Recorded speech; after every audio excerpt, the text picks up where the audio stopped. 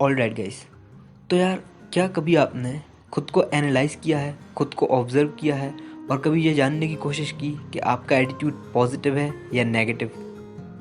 हालांकि मैं आपको पहले भी बता चुका हूँ कि किस तरह से हमारा एटीट्यूड हमारे वर्क पर डायरेक्टली इफेक्ट कर सकता है, किस तरह से हमारा एटीट्यूड हमें बड़े बड़े रिजल्ट्स दे सकता है।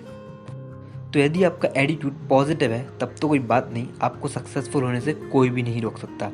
पर यदि आपको लगता है आपका एटीट्यूड थोड़ा सा भी नेगेटिव है तो ये वीडियो यार आप ही के लिए है, क्योंकि आज मैं आपको बताने वाला हूँ कि किस तरह से आप अपने एटीट्यूड को या अपने कॉन्फिडेंस को चेंज कर सकते हैं। तो इससे पहले कि हम अपने एटीट्यूड को चेंज करें, पहले हमें जानना होगा क्या वो वजह है जिससे हमारा एटीट्यूड बनता है। तो वो वजह जिससे हमारा एटीट्यूड बनता है उसे हम कहते हैं the triple E's. Triple E's का मतलब होता है एनवायरनमेंट, एक्सपीरियंस एंड एजुकेशन।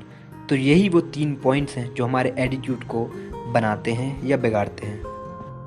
तो सबसे पहले हम जिस पॉइंट की बात करने वाले हैं वो है एनवायरनमेंट। अब एनवायरनमेंट हमारे कई अलग अलग तरह के होते हैं।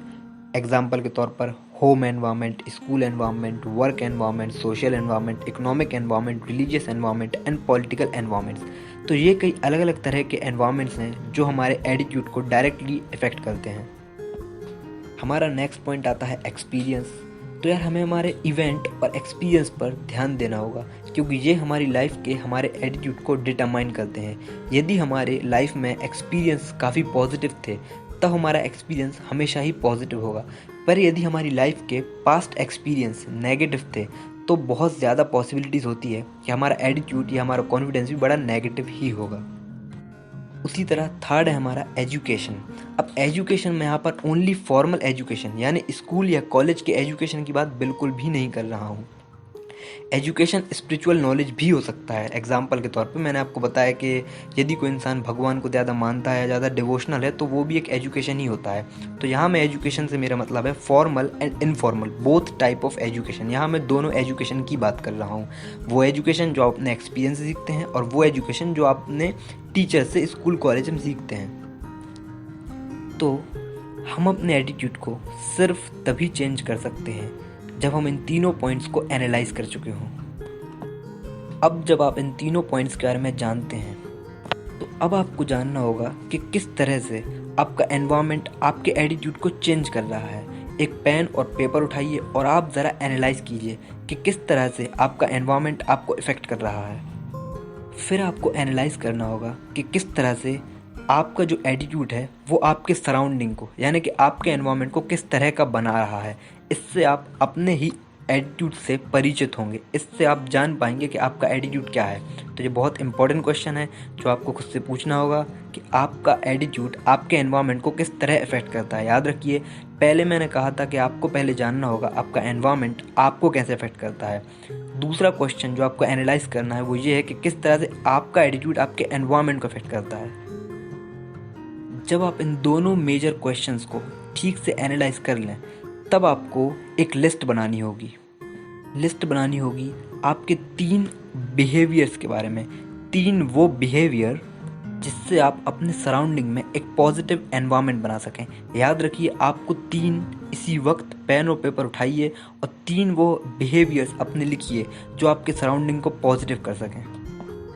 अब आपको अपने पेपर में 3 अलग अलग ब्लॉक्स बनाने होंगे जिसमें आपका होगा होम, वर्क एंड सोशल। इसका मतलब 3 ब्लॉक, पहला होगा होम ब्लॉक, सेकंड ब्लॉक होगा वर्क, थर्ड ब्लॉक होगा सोशल। और तीनों ब्लॉक्स के आगे आपको 3 लाइन छोड़ देनी है। अब जो आपने वो 3 लाइन छोड़ी हैं उन तीनों लाइन में आपको 3 एडवांटेजेस लिखने होंगे जो आपको एक पॉजिटिव एटीट्यूड रखने से मिल रहे हैं, या ऑन द स्पॉट जब आप अपने एटीट्यूड को पॉजिटिव करने की प्रैक्टिस कर रहे हैं उस वक्त आपको घर पे क्या फ़ायदा हुआ वो 3 फ़ायदे आपको लिखने होंगे। दूसरा, आपको पॉजिटिव एटीट्यूड रखने में वर्क में क्या फ़ायदा हुआ वो 3 आपको लिखने होंगे। और तीसरा, सोशल यानी कि समाज में आपको अपना पॉजिटिव एटीट्यूड रखने से क्या एडवांटेजेस मिला। और यकीन मानिए, जब आप ऐसा करेंगे तो आप खुद में बहुत अच्छा फील करेंगे।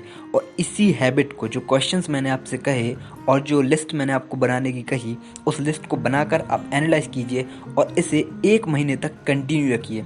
मैं इस बात की आपको गारंटी दे सकता हूँ 30 दिन के बाद जो 31st डे आपकी लाइफ का होगा, आप खुद देख लीजिएगा और ये बात आप खुद भी एनालाइज कर पाएंगे और आपके सराउंडिंग के लोग भी एनालाइज कर पाएंगे कि इस वक्त आपका एटीट्यूड पूरी तरह से बदल चुका है।